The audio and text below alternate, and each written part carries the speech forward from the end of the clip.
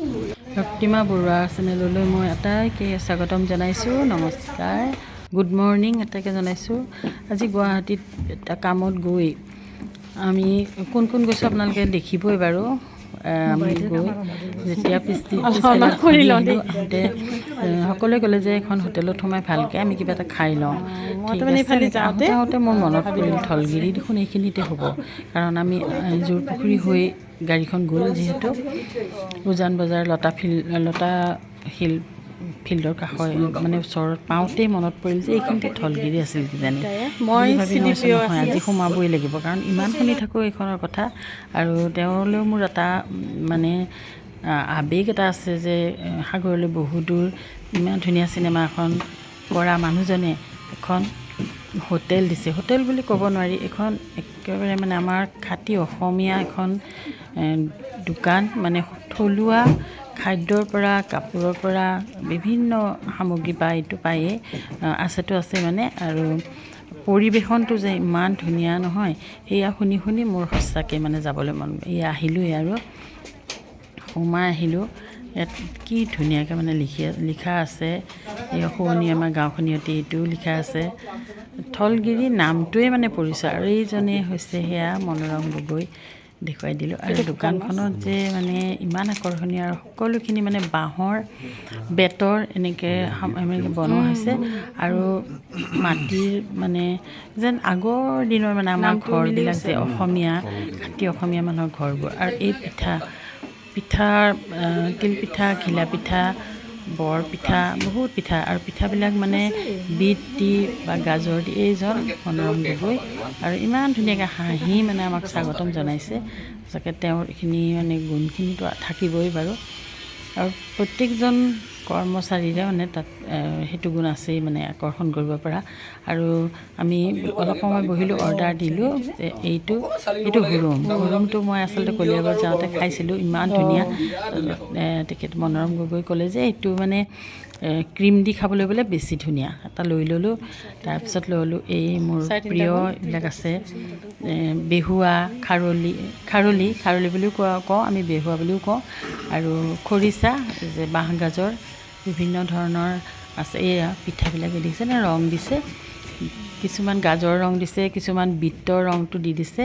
তিল পিঠা নাৰিকল দি বনাইছে, তিলেদিও বনাইছে। আৰু এইটো দেখিছেনে, এইটো পানীলাও, জাতিলাও। এই বস্তুটোত আগতে মানে মানুহবিলাকে নিমখ থৈ দিছিলে। নিমখটো থোৱাটো মানে বেয়া নহয়, আচলতে সেইটোত খোলা নিমখ খালে বেয়া বুলি পিছত গম পায়। আজিকালি এইটোত নকৰে, তথাপি যিটো আমাৰ ঐতিহ্য সেইটো ইয়াতে ৰাখি থৈছে।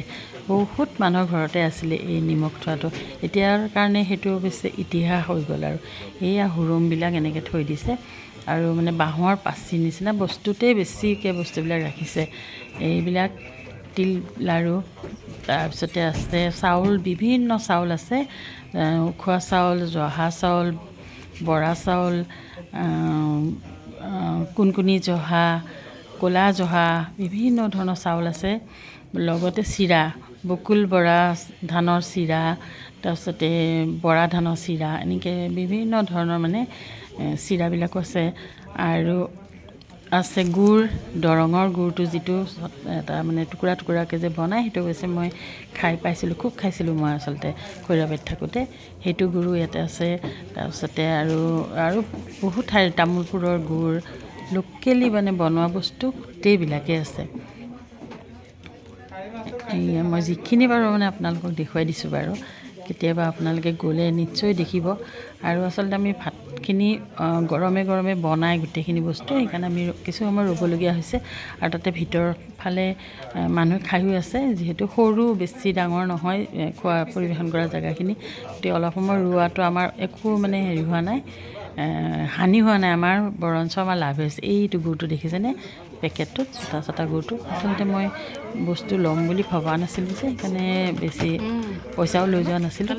সেইকাৰণে এটা দুটা বস্তু তথাপি নানাকৈ থাকিব নোৱাৰিলোঁ। আৰু বহুত বস্তু আনিব মন আছিলে। আৰু যিটো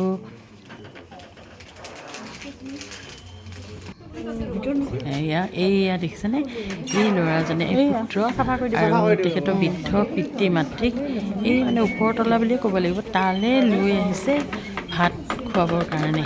কম মানে এইটো এটা গৌৰৱৰ কথা নহয় আচলতে এনেকুৱা পিতৃ মাতৃ পাবলৈ পিতৃ মাতৃৰ মানে এনেকুৱা ল'ৰা পাবলৈ আচলতে ভাগ্য লাগিব আমি সেইকাৰণে বোলে এখন তেওঁলোকৰ লগত ফটো এখন তুলি লওঁ সেই বুলি ভাবি পেলাই বহি ফটো এখন তুলিলোঁ আৰু তেখেতসকল ডিব্ৰুগড় বিশ্ববিদ্যালয়ত তাৰমানে প্ৰফেচাৰ আছিলে এতিয়া ৰিটায়াৰ হৈ ইয়াতেই থাকে কিন্তু এই যে ল'ৰাজনে তেওঁলোকৰ পুত্ৰই তেওঁলোকক ধৰি ধৰি লৈ আহিছে এই দৃশ্যটো আমি সকলোৰে বাবে আমাৰ মানে আকৰ্ষণ কৰিছিলে আৰু দালি এয়া আহি গ'ল ভাত আমাৰ পনীৰখিনি মানে একদম ধুনীয়াকৈ বনাইছে সাধাৰণভাৱে তাৰমানে আমাৰ ঘৰত যেনেকৈ বনাওঁ আলু বিলাহী মছলা নাই মছলা কম দি পেলাই বনাইছে ঘৰত মই এই পনীৰটো খাই ভাল পাওঁ আৰু এই ভাত সাজ ঢকুৱাৰ মানে কাঁহী আৰু তাতে গোটেইখিনি আৰু দিছে অলপ অলপকৈ দিছে বন্ধাকবি ভাজি শাক ভাজি খাৰলি আচাৰ চাটনি আৰু খাৰ অমিতা খাৰ মানে প্ৰিয় বস্তু আৰু